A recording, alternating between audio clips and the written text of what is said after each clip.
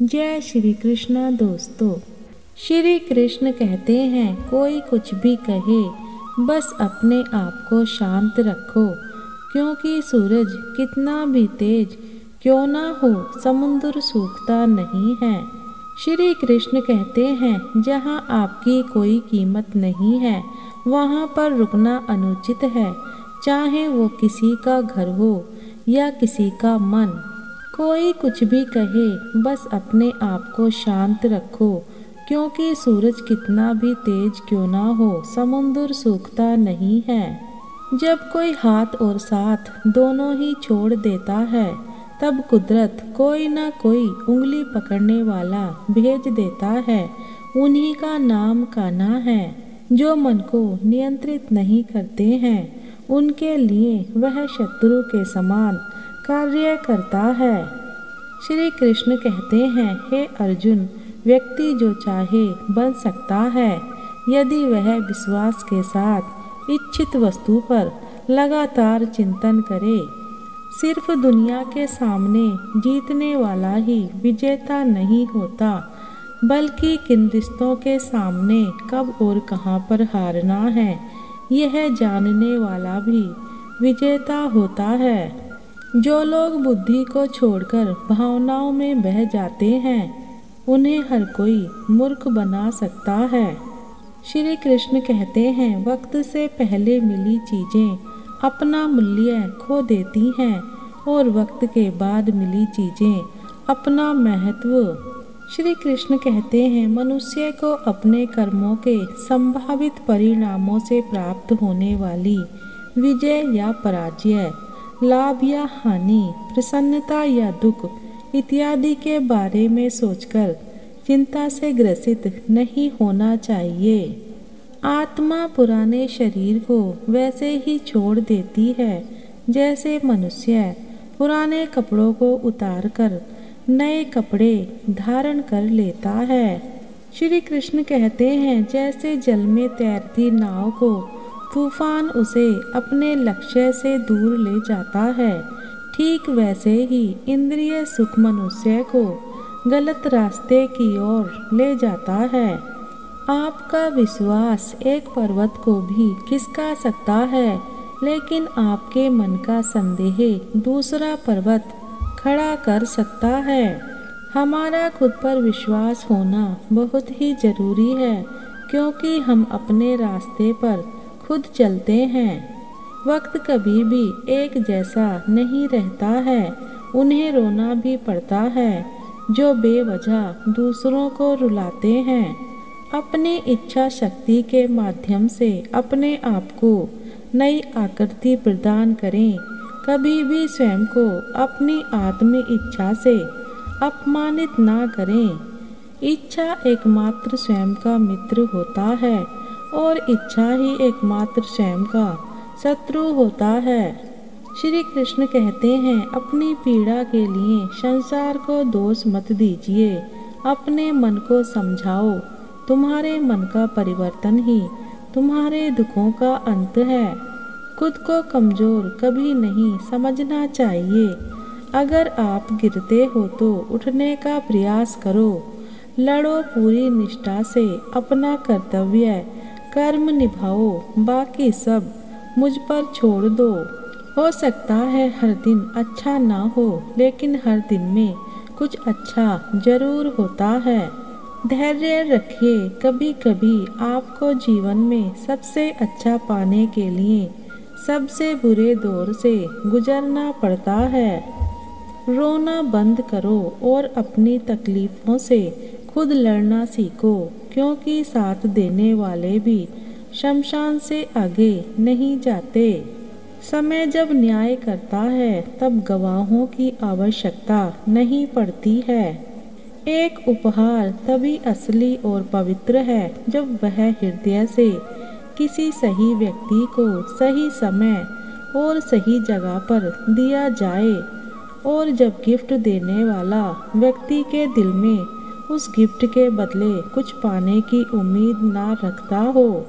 सुंदरता आपके दृष्टिकोण में होती है। किसी को कीचड़ में खिला कमल भी लुभाता है, और किसी को चांद में भी दाग नजर आते हैं। हे अर्जुन, जो कोई भी जिस किसी भी देवता की पूजा पूरे विश्वास के साथ करने की इच्छा रखता है, तब मैं उसका विश्वास उसी देवता में दृढ़ कर देता हूँ। श्री कृष्ण कहते हैं, उदय किसी का भी अचानक नहीं होता। सूर्य भी धीरे धीरे निकलता है और ऊपर उठता है।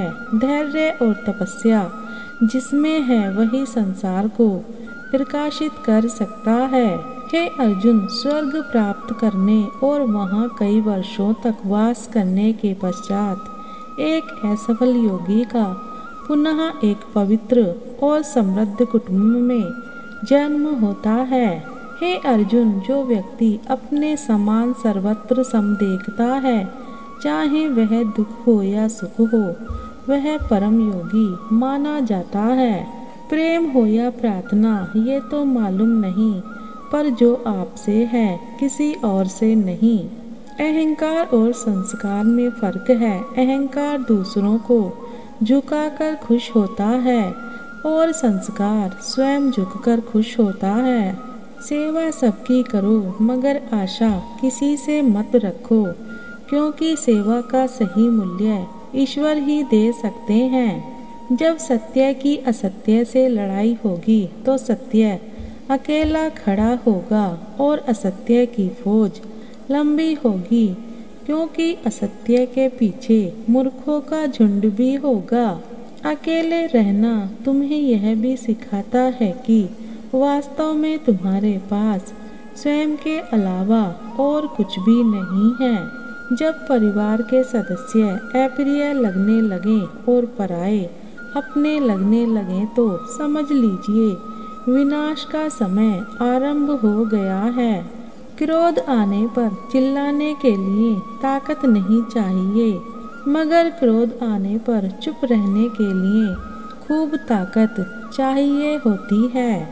जो आपका है वो आपको मिलकर ही रहेगा, फिर चाहे उसे छीनने के लिए पूरी कायनात एक हो जाए। दो प्रकार के व्यक्ति इस संसार में स्वर्ग से भी ऊपर स्थित होते हैं।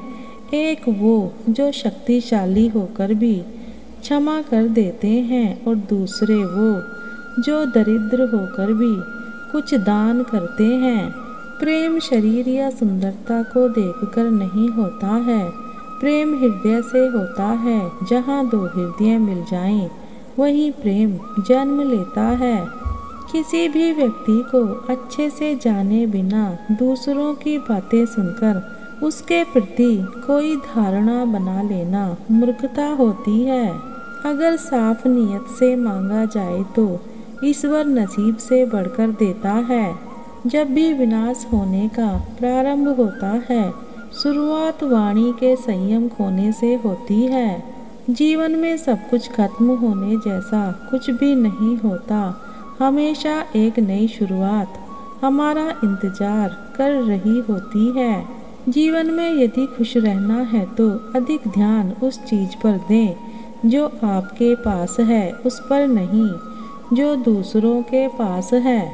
उस दिन हमारी सारी परेशानियां खत्म हो जाएंगी, जिस दिन हमें यकीन हो जाएगा कि हमारा सारा काम ईश्वर की मर्जी से होता है। विपत्ति में धैर्य, वैभव में दया और संकट में सहनशीलता ही श्रेष्ठ व्यक्तियों के लक्षण हैं। जो व्यक्ति स्पष्ट और सीधी बात करता है, उसकी वाणी कठोर जरूर होती है, लेकिन कभी किसी के साथ छल नहीं करता। जो अच्छा लगे उसे ग्रहण करो और जो बुरा लगे उसका त्याग, फिर चाहे वह विचार हो, कर्म हो या मनुष्य।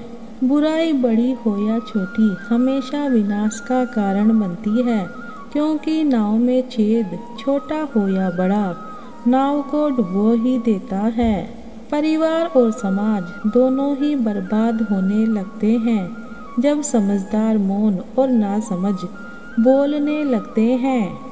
आप वापस नहीं जा सकते और शुरुआत को नहीं बदल सकते हैं, लेकिन आप जहाँ हैं वहीं से शुरू कर सकते हैं। और अंत को अवश्य बदल सकते हैं। जब उम्मीदें टूटने लगें तो कोई रास्ता दिखाई ना दे तो एक बार भगवत गीता की शरण जरूर ले लेना। वीडियो को अंत तक देखने के लिए धन्यवाद।